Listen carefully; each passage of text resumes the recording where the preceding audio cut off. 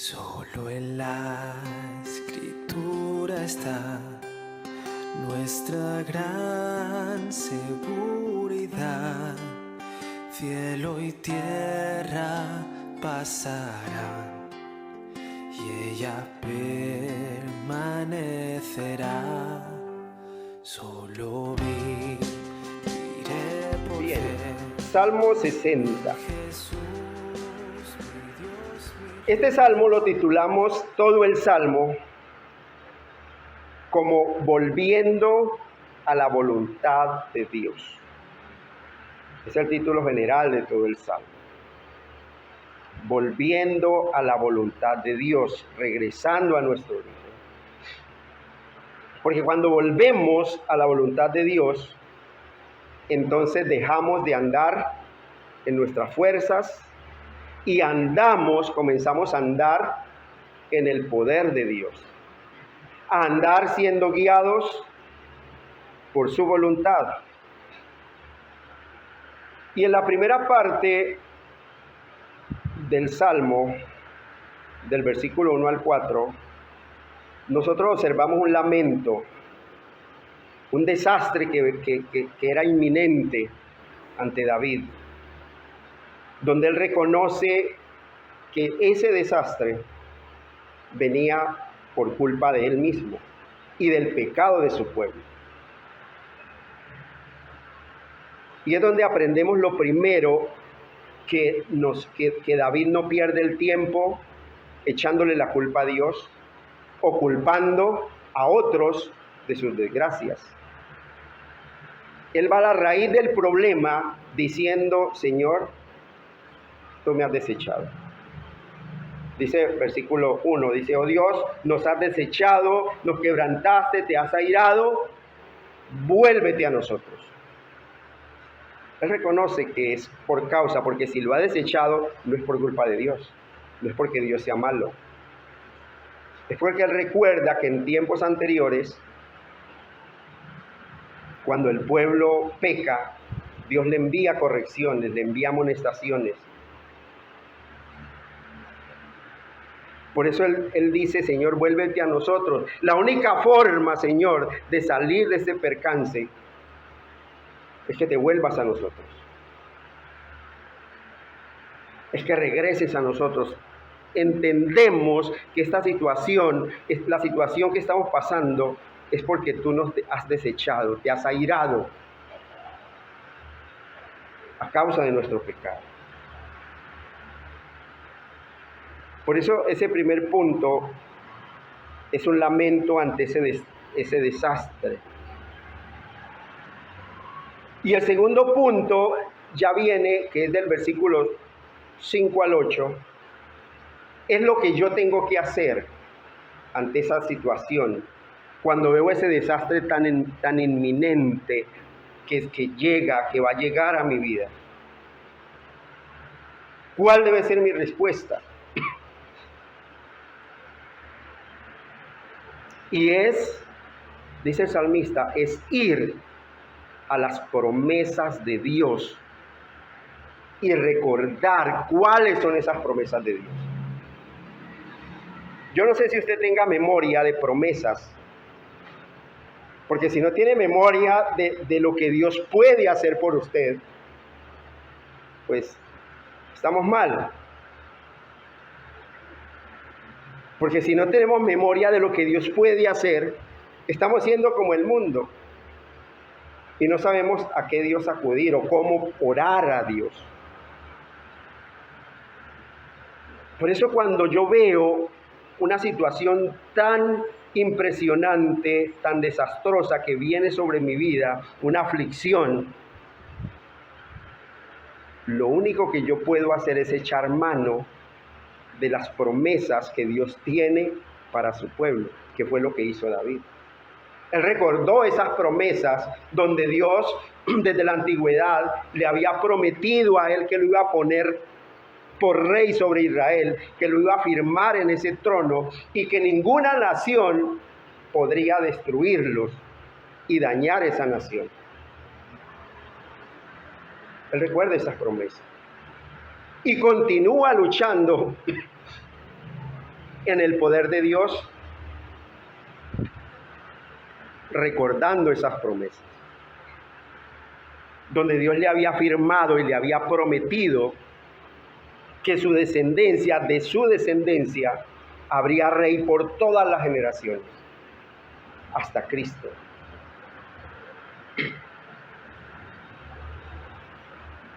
Por eso, iglesia, la pregunta es, ¿qué promesa recuerdo yo? ¿Qué promesas vienen a su mente en un tiempo o en una situación de angustia?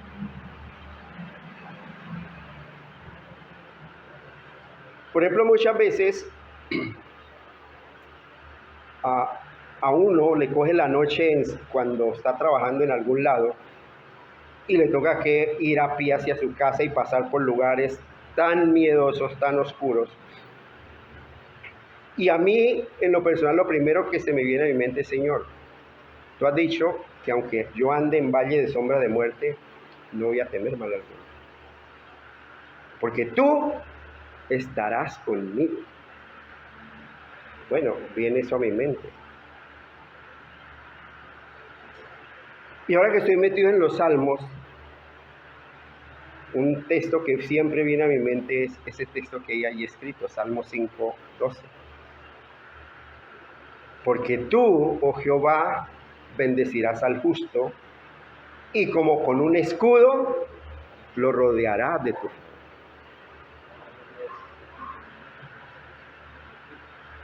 Ese texto fue muy diciente, y es muy diciente. Porque nosotros, aunque somos hijos de Dios, aunque tenemos las promesas de Dios, también el temor nos invade.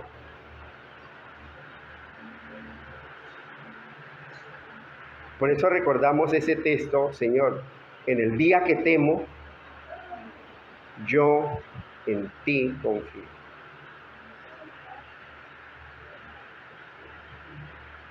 ¿Qué promesa recuerda usted? Bueno, vamos a hacer un ejercicio. ¿Qué promesa recuerda usted, Jordan? En cualquier tiempo, en cualquier necesidad.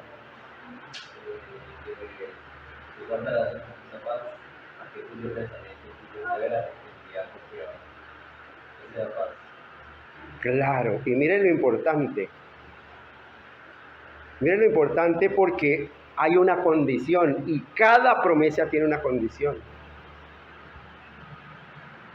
Cuando mi pensamiento persevera en él, es porque en mi corazón hay un buen tesoro.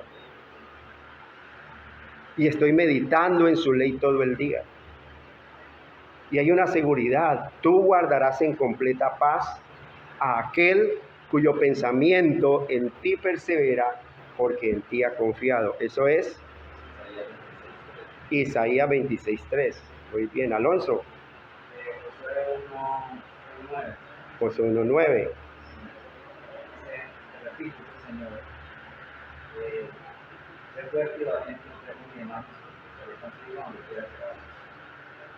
Esfuérzate y sé valiente, porque Jehová tu Dios estará contigo donde quiera que vayas. Y es lo que estamos hablando acá, ¿no? Del esfuerzo. Es lo que se enfoca David en el esfuerzo, pero no en el esfuerzo nuestro, y no desgastarnos en nuestras fuerzas, sino en ¿qué? En el poder de Dios. Porque algo que hemos aprendido es que no podemos resolver ni enfrentar ninguna situación sin luchar, sin esfuerzo. Pero tampoco podemos salir de esa situación si solamente luchamos en nuestras fuerzas. Necesitamos luchar, sí, pero en el poder de Dios. Estefany, una promesa. ¿Ninguna promesa, Estefany? Leonardo. Bueno, una.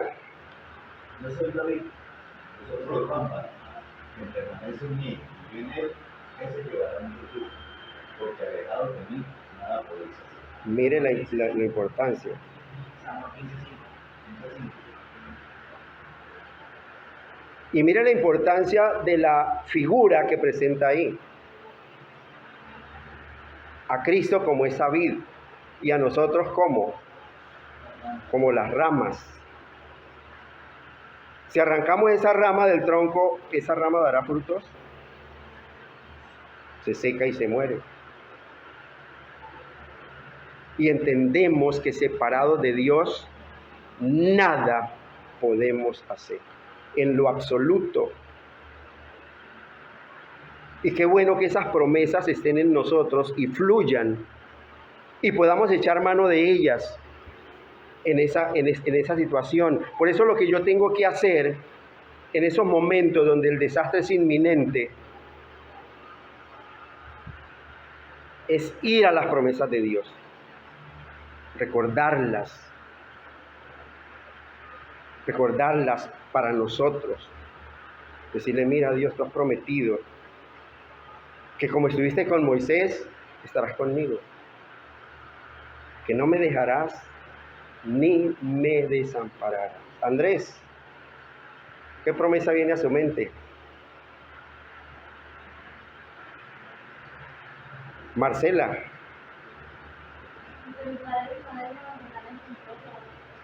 Mire, qué bonito. Entendemos esa toda suficiencia de Dios en su amor. Que ese amor sobrepasa el amor incluso de nuestros padres. Porque es quien nos hizo, porque Él tiene cuidado de nosotros todos los días. Y tenemos esa seguridad, esa certeza del Dios en el que hemos creído. Natalia.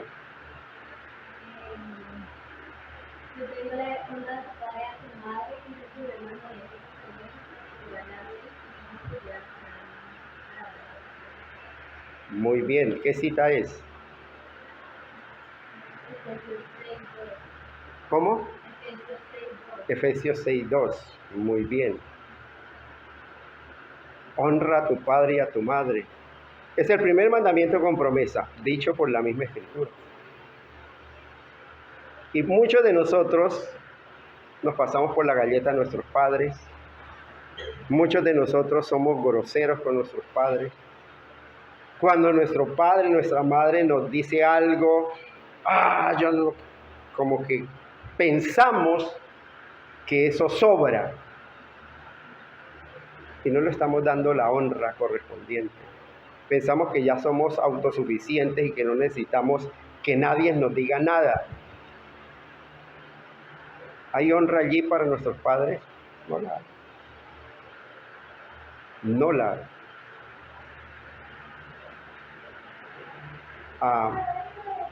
Mabel. Bueno.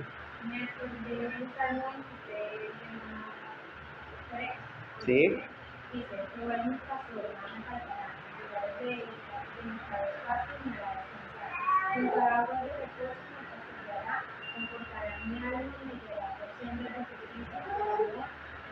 Uh-huh. Y también San Juan 8, versículo 51 dice: de cierto os digo, el que guarda mi palabra nunca verá muerte. El que guarda mi palabra nunca verá muerte. Mire lo interesante, es similar a San Juan 5:24. ¿Recuerda que dice San Juan 5:24? Búsquelo y léalo. Dice: de cierto os digo. ¿Sí? ¿Ya lo encontró? De cierto os digo, el que oye mi palabra y cree que al que me envió tiene vida eterna, no tendrá condenación, mas ha pasado de muerte. Amén. Por eso la importancia de nosotros tener esas promesas allí, ese buen tesoro en nuestro corazón. Bueno, una promesa. Amén. Hay paz. Cuando vemos que el mundo se nos viene encima, cuando vemos que todo el mundo habla mal de nosotros, nos acusan de cosas que no son, Dios se encarga de todo eso. Él pelea. y hay paz en nuestro corazón y hay tranquilidad. Felipe. Como está escrito, cosas que ojo no vio, ni oído yo, ni ha subido el corazón de hombre, son las que Dios tiene preparado para los que llaman. 1 Corintios 5. Y todo es en el tiempo de Dios. Pero Señor, mira qué cosas que ojo no vio, ni oído yo, pero llevo años, Señor, que las puertas se me cierran. Bueno, es en el tiempo de Dios. Y hay que continuar luchando, no en nuestras fuerzas, sino con las armas que Dios nos da. Con esas armas.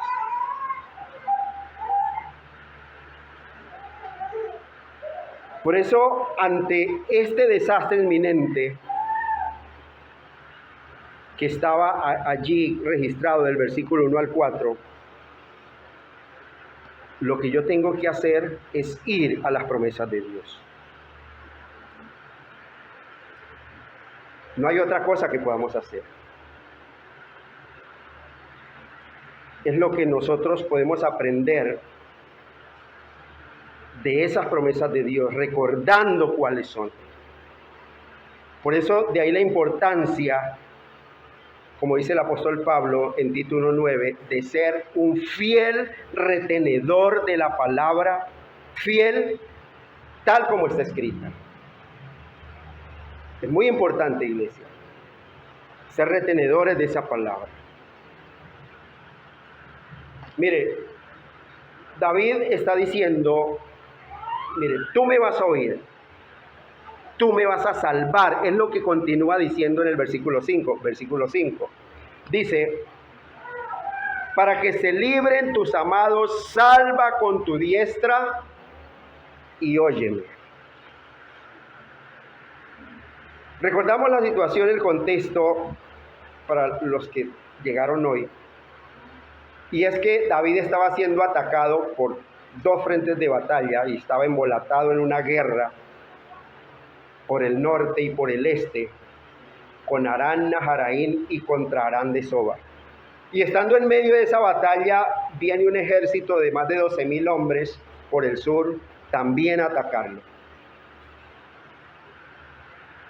Y viendo esa situación y esa derrota inminente que tenía, dice, Señor, la única forma de que tus amados, que nosotros, tu pueblo, sean librados, es que tú mismo nos salves con la diestra de tu poder, con la diestra de tu justicia. Por eso dice, para que se libren tus amados, Señor, salva con tu diestra. Y óyeme, que escuche ese lamento que dijo de los versículos 1 al 4, que dijo, oh Dios, tú nos has desechado, nos quebrantaste, te has airado, vuélvete a nosotros, Señor, hiciste temblar la tierra, la has hendido, sana sus roturas, porque titubea, has hecho ver a tu pueblo cosas duras. Nos hiciste beber vino de aturdimiento, nos has dado a los que te temen bandera, que alcen por causa de la verdad. Y recordamos que esa bandera es la palabra de Dios, Cristo mismo, que les ha sido dada solo a una clase de personas, no a todos, solamente a los que le temen. Por eso, el rey David, en medio de esa derrota inminente, dice, mire, Señor, la única forma de que se libren tus amados es que tú los salves. No hay otra forma. Señor, yo estoy siendo hundido en la miseria, yo estoy siendo hundido, Señor, en la pobreza, en la desesperación, Señor. Pero yo en mis fuerzas no puedo hacer nada. Si tu diestra no está ahí para salvarme, si no he hecho mano de tu palabra, de tu poder, voy a fracasar. Voy a fallar en mi intento. Óyeme, Señor.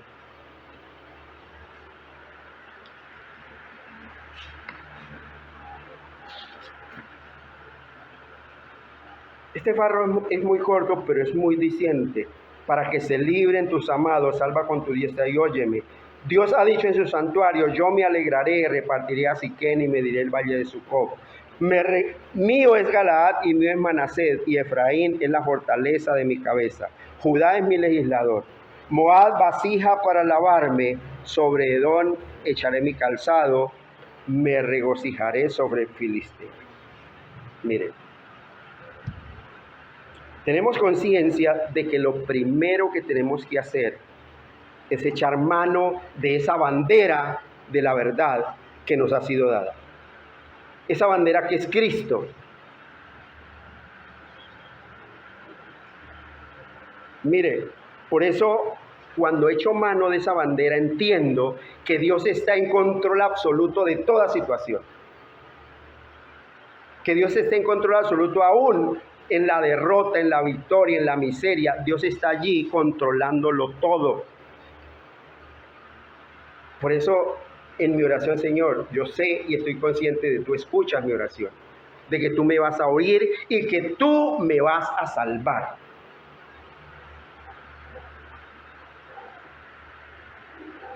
Para que se libren tus amados, no hay otra forma. Salva con tu diestra y óyeme, mire, estas son las promesas de Dios. Y Dios está hablando directamente a través de David. Dios está hablando a través de David. Dios nos está hablando a nosotros a través de David. No se desgasten en sus fuerzas. Todas esas promesas de Dios que Él había hecho, todas estas promesas que vemos ahí del versículo 6 al 8, que continuamos leyendo, el que habla ahí es Dios mismo desde su santidad. Y lo está haciendo de una manera tan profética a través de David, porque muchas de las cosas que está diciendo allí todavía no son realidad en David. Hay acontecimientos que aquí se narran que todavía no han sucedido en la vida de David.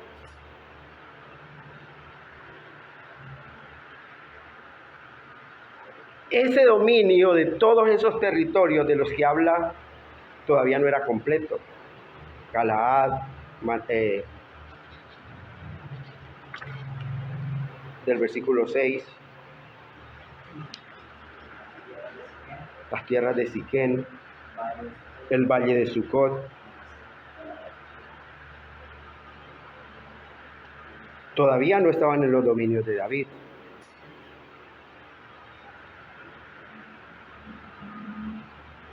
Mire, iglesia,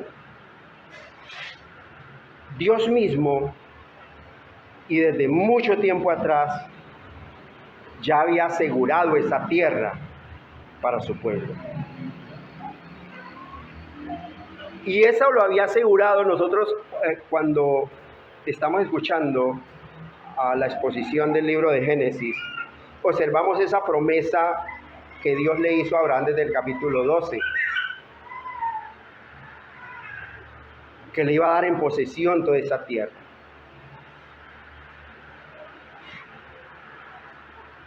Y aquí lo que está haciendo Dios a través de David es reafirmar esa promesa. Es reafirmar todos esos dominios.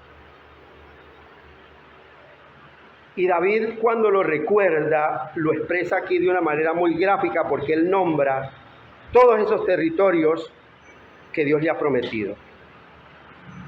Dios ha dicho en su santuario: yo me alegraré, repartiré a Siquén, mediré el valle de Sucot, mío es Galaad, mío es Manasés. Él está diciendo, aunque todavía no estoy en posesión de esos territorios, es una promesa que Dios ya hizo. Es una promesa que Dios ya hizo. Toda esa serie de nombres indican unos lugares en los cuales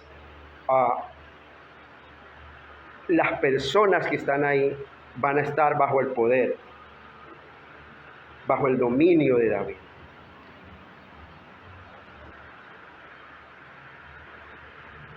Y eso que nosotros leemos ahí no es un simple emocionalismo de David. Eso no es un sentimiento de David. Y tampoco es solo palabra de David.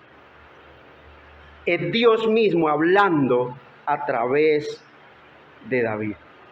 Es la palabra de Dios recordada por los labios de David a su pueblo.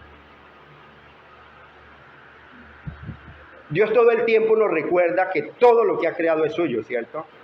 Nosotros leemos en los Salmos, dice, de Jehová es la tierra y su plenitud, el mundo y los que en él habitan.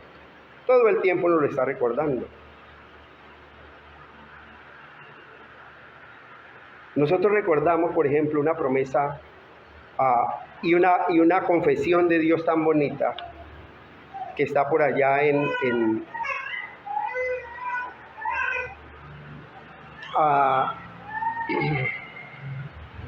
Esther, antes de Esther, Nehemías capítulo 9, versículos 5 y 6. ¿Qué dice? Nehemías capítulo 9, versículos 5 y 6. Léalo, por favor. Dijeron los levitas: Escriba, Carmiel, Bani, Albanías, Serebías, Odías, Sebanías y Petaías. Levantaos, bendecid a Jehová vuestro Dios desde la eternidad hasta la eternidad, y bendígase el nombre tuyo, glorioso y alto, sobre toda bendición y alabanza. Tú solo eres Jehová, hiciste los cielos y los cielos de los cielos, con todo su ejército, la tierra y todo lo que está en ella, los mares y todo lo que hay en ellos. Y tú vivificas todas estas cosas, y los ejércitos de los cielos te adoran. Amén.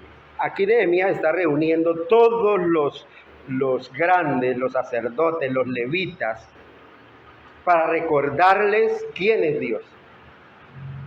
Y les dice, mire, levántense y bendigan a Jehová vuestro Dios.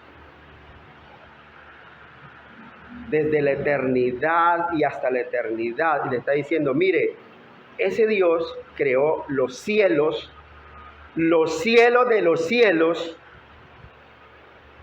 la tierra y todo lo que está en ella, el mar y todo lo que hay en ellos, y Él mismo es el que da vida a todas esas cosas.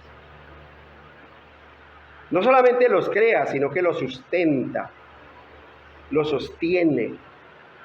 Él da vida a todas esas cosas. Y termina diciendo con una frase tan bonita, dice, y los ejércitos de los cielos te adoran.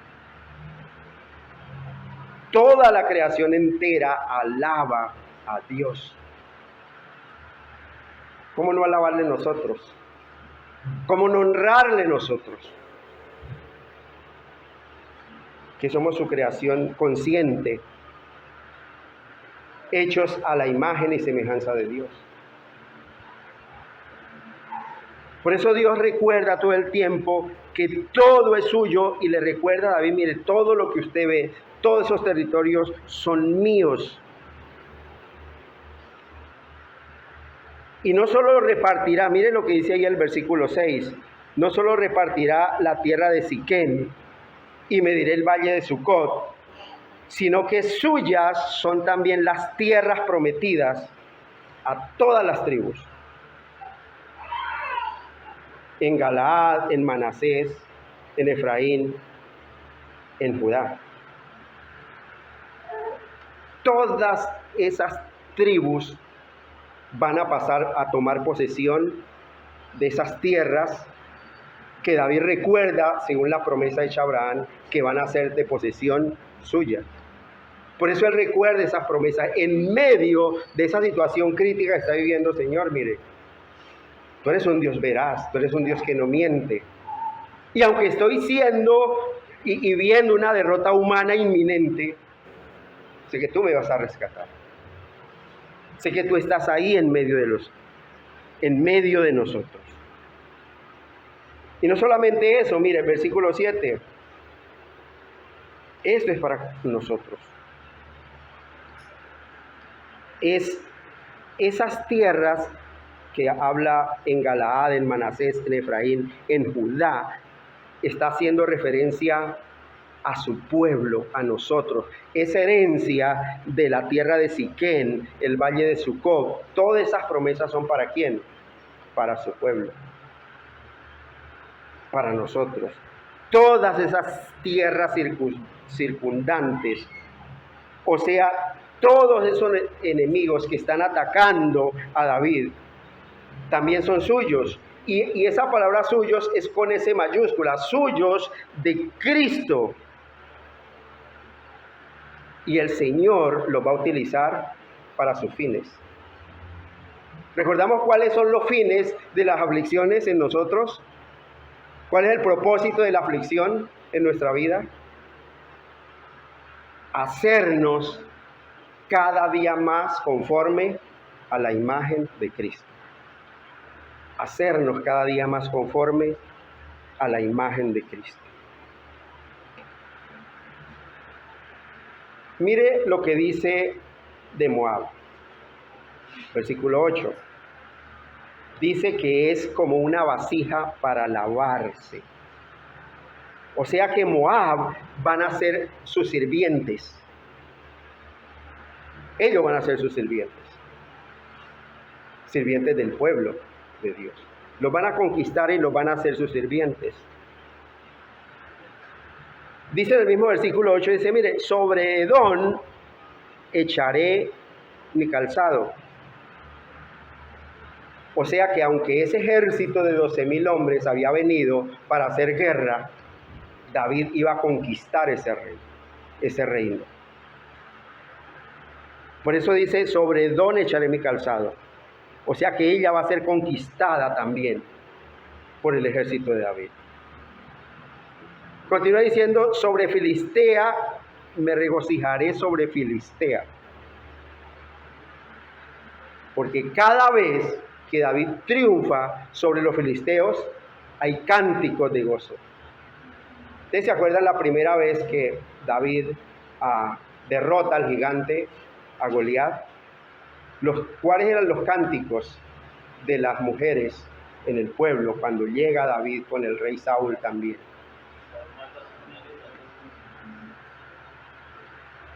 Habrá cánticos de alegría cada vez que el ejército de Israel, el ejército de David, vence sobre los filisteos.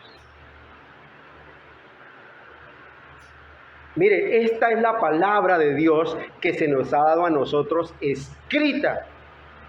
Esta palabra nos ha sido dada escrita para que la recordemos, para que la creamos y para que la obedezcamos. No solamente para matar 2 horas de tiempo aquí en la congregación semana tras semana, sino para que esta palabra penetre en nosotros hasta partir el alma y el espíritu, las coyunturas y los tuétanos, y discierna nuestros pensamientos y las intenciones del corazón.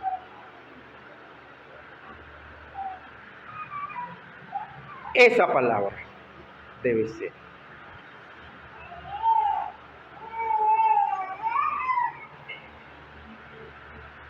Debe ser para nosotros. Marcela, ¿me colaboras con el celular, por favor? Tú tienes tu Biblia. Gracias.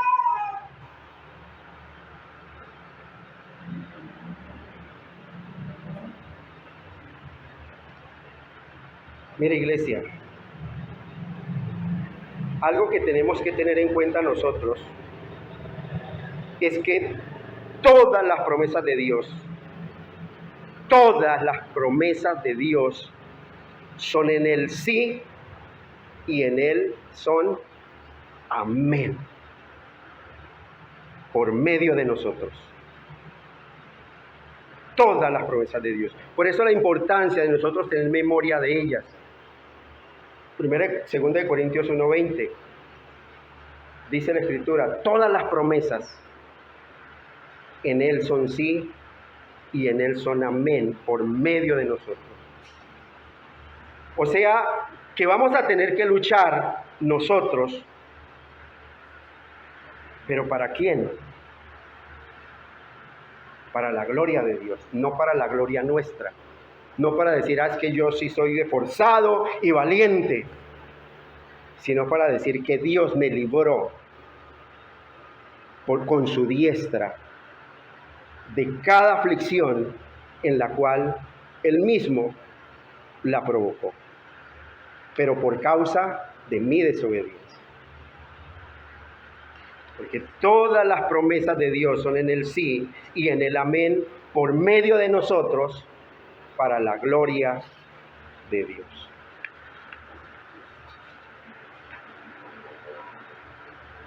Es lo que nosotros se nos olvida todo el tiempo.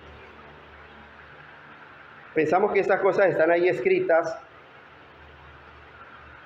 como historia, como para llenar un conocimiento de pronto académico, pero no nos apropiamos de esa palabra, no echamos mano de esa escritura. El apóstol Pablo le dice a la iglesia, le dice, mire, a los ricos de este siglo, le dice a Timoteo, mire, enseña, a los ricos de este siglo, manda que no sean altivos, ni que pongan la esperanza en las riquezas, las cuales son inciertas. ¿Y qué les dice? Que echen mano de las promesas de Dios, que echen mano de la vida eterna. ¿Y qué es la vida eterna? El conocimiento de Dios. Esa es nuestra eternidad, el conocimiento de Dios, del carácter santo de Dios, el conocimiento de las perfecciones de Dios, de todo lo que Dios puede hacer, hace y seguirá haciendo por su pueblo, por amor a sí mismo. Tenemos esa certidumbre de lo que Dios hace en nosotros, con nosotros y por nosotros. Me temo que nos quedamos muy cortos, porque hay tanto menosprecio. Si no, miremos tantas sillas vacías, tanta falta de amor por Dios, por su cuerpo, por su iglesia, que no hemos entendido la magnitud de la grandeza de ese Dios al que nosotros decimos servir.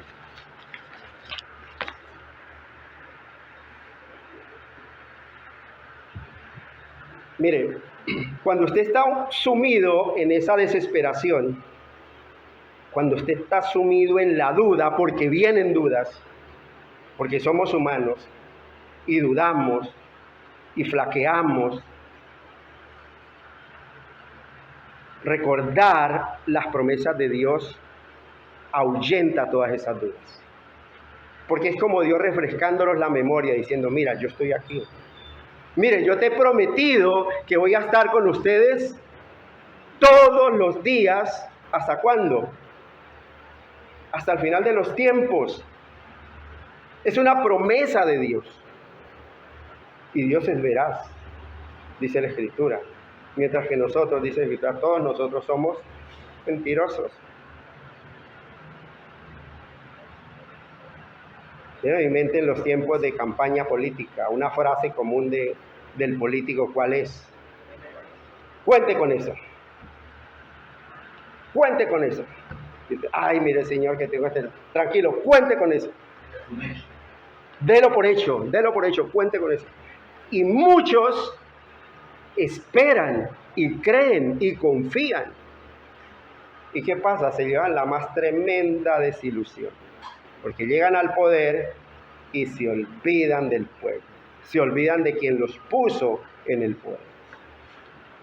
Pero el ser humano siempre tiene la tendencia de creerle más al hombre, a las promesas que otro hombre le da. Y se consuelan, pero es que él me prometió, de pronto es que se le ha olvidado. Yo voy a como a pedirle una audiencia a ver si me atiende. Y resulta que le está mirando y dice, no, a ese no me lo dejen entrar. Ese es el corazón del ser humano. Por eso cuando yo recuerdo esas promesas de Dios y sé quién es Dios, y sé que Dios no es hombre para que mienta, ni hijo de hombre para que se arrepienta, entonces esas promesas ahuyentan la duda. Esas promesas ahuyentan el temor. Esas promesas me dan seguridad, me dan paz, me dan una esperanza, porque sé que las cosas no van a ocurrir en mi tiempo, sino en el tiempo de Dios. Y el tiempo de Dios es perfecto. El tiempo de Dios es perfecto.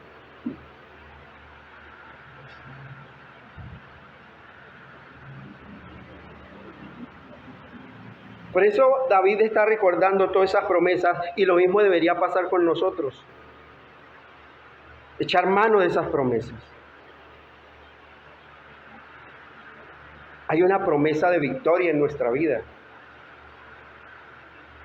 El apóstol Pablo decía que él ya estaba listo para ser ejecutado, pero en su mente había esa promesa que iba a heredar ese trono, ese reino, iba a estar enfrente del trono de la gracia. Dice, yo sé que si vivo, voy a estar con ustedes, pero si muero, voy a estar con Cristo, y eso es muchísimo mejor. Eso es muchísimo mejor. Por eso cuando va camino a la guillotina, él dice con toda tranquilidad, dice, he peleado la buena batalla. He acabado la carrera, he guardado mi fe.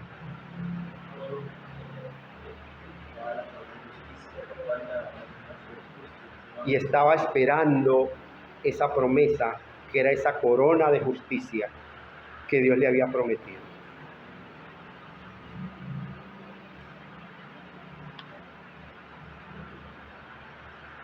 Y no solamente el apóstol Pablo hablaba de esa corona de justicia. Santiago también hablaba de esa corona de justicia. Santiago 1:12. Búscalo. Santiago 1:12 dice, bienaventurado el varón que soporta la tentación. Fuerte. Bienaventurado el varón que soporta la tentación, porque cuando haya resistido la prueba, recibirá la corona de vida que Dios ha prometido a los que le aman. Amén. Esa es nuestra esperanza. Esa es nuestra esperanza. Hay una promesa de victoria en nuestra vida. Y es una promesa de victoria sobre el enemigo que nos asedia, ya sea la sociedad que nos oprime, ya sea el enemigo que anda como león rugiente buscando a quien devorar.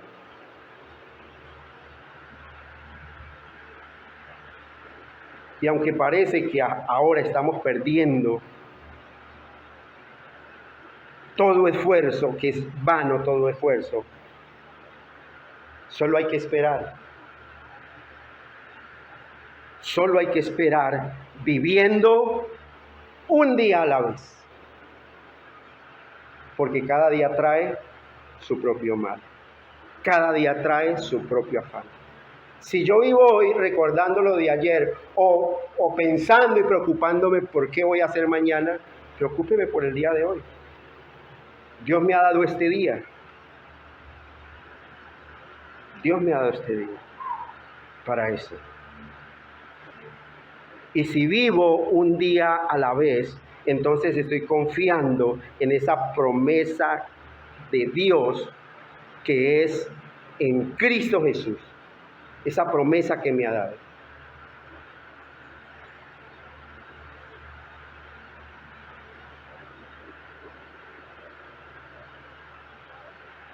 Mire, Romanos 8:37 dice lo siguiente: en todas esas cosas, este versículo de Romanos, dice Pablo, en todas estas cosas, y se está refiriendo a todas las pruebas que le están sucediendo, a todas las pruebas que está pasando. Dice, en todas estas cosas somos más que vencedores. ¿Por medio de quién? Por medio de aquel que nos amó. Usted no es más vencedor por medio suyo, porque usted es más tenaz que los demás.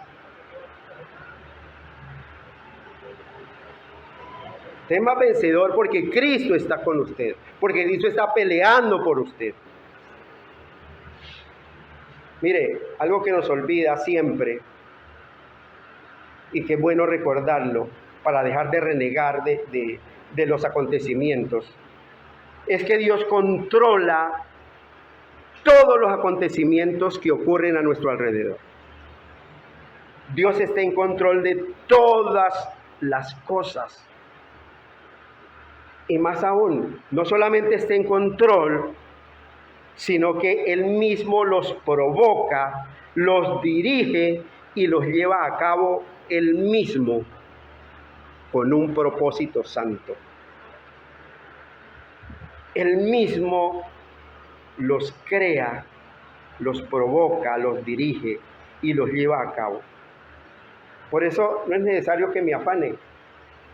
Dios está conduciendo todo. No es necesario que me afane y aún no es necesario que me angustie y ni siquiera es necesario que lo entienda. Pero Señor, ¿por qué? ¿Cómo se le ocurre hacer esto? Mire que yo tenía proyectado hacer ello. Necesito una explicación. No es necesario que lo entienda. Dios está haciendo su voluntad. Y si yo conozco el carácter de Dios, entiendo que su voluntad, ¿cómo es? Es buena, es agradable y es perfecta. Es todo lo que yo necesito. Estar en su voluntad, andar en su voluntad, vivir en su voluntad.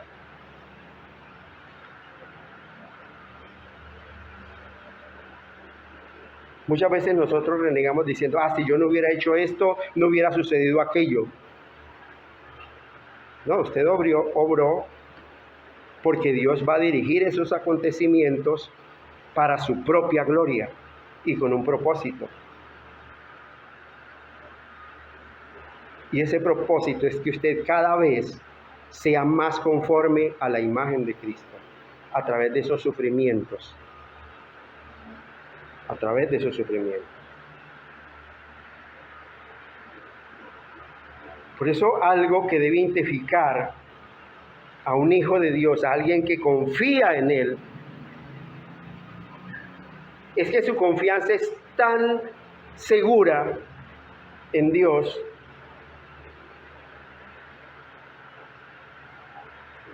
que sabe que lo que le está sucediendo es Dios haciendo su voluntad en Él.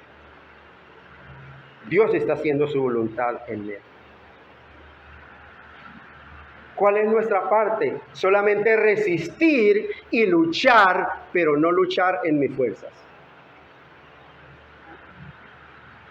sino luchar revistiéndome del Señor, como le dijo el apóstol Pablo a la iglesia de Éfeso. Por lo cual, revestidos del Señor y del poder de su fuerza. Porque nuestra lucha no es fácil. Nuestra lucha no es contra carne y sangre. Nuestra lucha es contra principados, contra potestades, contra los gobernadores de las tinieblas de este siglo, en las regiones celestes. Hay que resistir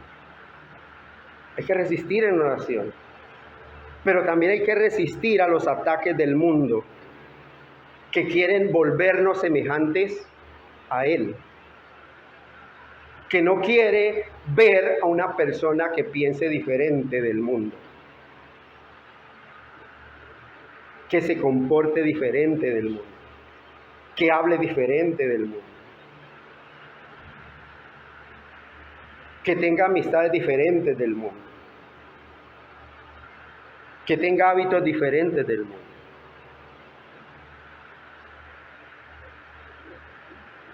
Si no recibimos, si no resistimos en el Señor, si no resistimos las acechanzas del mundo, lo único que nos espera es ser llevados por la corriente,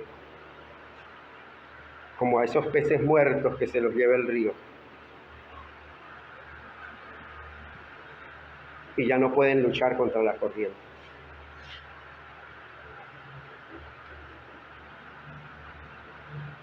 Santiago capítulo 4, versículo 7. Dice, someteos pues a Dios, resistid al diablo y huirá de vosotros. ¿Cuánto nos cuesta a nosotros someternos a Dios? Recuerdan al inicio que una de las habilidades del hombre, del ser humano, es por todos los medios querer independizarse de Dios. Porque una de las metas del ser humano cuando nace y empieza a crecer, siempre es querer independizarse de sus padres. Y espera cumplir los 18 para salirse de la casa y ya hacer su propia voluntad. Y valerse por sí mismo. Pero esa costumbre trasciende también con Dios. Y el ser humano no solamente quiere independizarse de sus padres, porque pues es la ley de la vida, por tanto dejará el hombre a su padre o a su madre y se unirá a su mujer, y serán una sola carne, formarán otro hogar y ya. Pero es que el problema es que el hombre también quiere independizarse de Dios. Y quiere hacer las cosas por su propia cuenta. No quiere someterse a Dios. No quiere vivir bajo la voluntad de Dios. No quiere recibir el consejo de Dios. Y entonces Dios nos mira como mira a cualquier impío.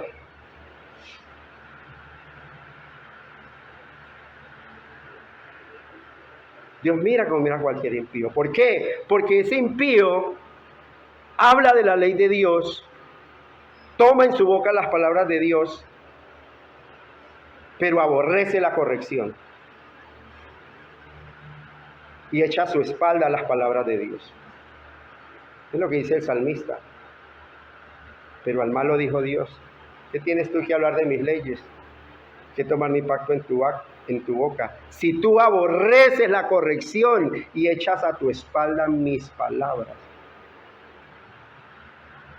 Pensabas que de cierto sería yo como tú, pero te reprenderé.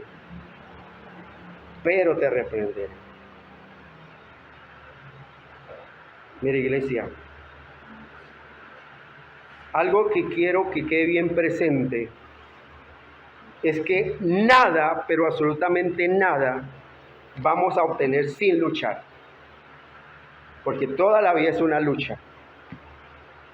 Pero hay una diferencia entre los que luchan en sus fuerzas y los que luchan y los que luchamos en el poder de Dios.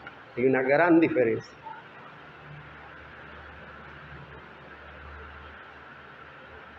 El necio y el soberbio gasta toda su vida luchando en sus fuerzas y echándole la culpa a Dios de sus desgracias, o echándole la culpa a sus hermanos en la fe o a otra persona, pero nunca acepta su responsabilidad.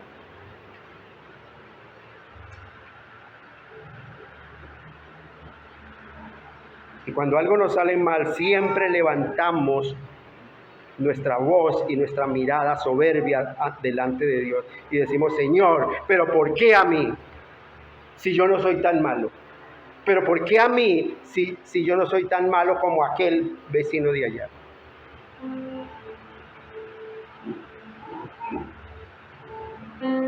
Y nunca reconocemos que a causa de nuestra maldad, Dios todo el tiempo nos está probando nuestra fe.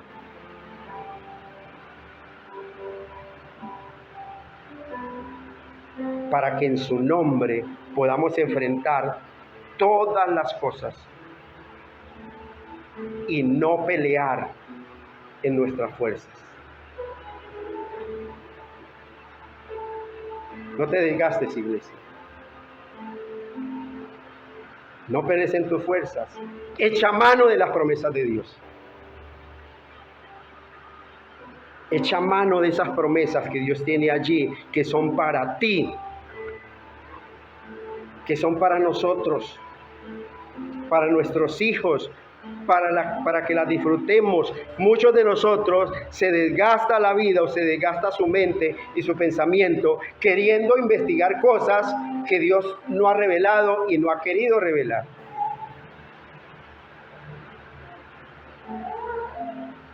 Y eso lo hace el hombre por falta de conocimiento, porque bien dice la Escritura, Deuteronomio 29:29, las cosas secretas pertenecen a Jehová nuestro Dios. Dejémoselas a Él. Dejémoselas a Él. ¿Que cómo hizo el sol? Simplemente la Biblia dice, y Dios creó las dos grandes lumbreras. Ya, baste eso. ¿Qué componentes utilizó? Y los científicos gastan millones de dólares investigando los componentes de cada cosa, cómo nació, cómo se hizo. Son cosas que Dios ya dijo y creó Dios las dos grandes lumbreras. Punto. De ahí para allá a mí no me importa nada más. Pero las que Dios ha revelado, eso debo preocuparme. Esas cosas que Dios ha revelado son las que yo debo meterme en ellas. ¿Para qué? Para disfrutarlas, para podérselas transmitir a mis hijos de generación en generación, para que sean la herencia que yo les dejo a ellos, para que sean esa herencia que puedan tener por toda la eternidad y aprendan en este mundo a no desgastarse luchando en sus fuerzas, sino luchando en el poder de Dios.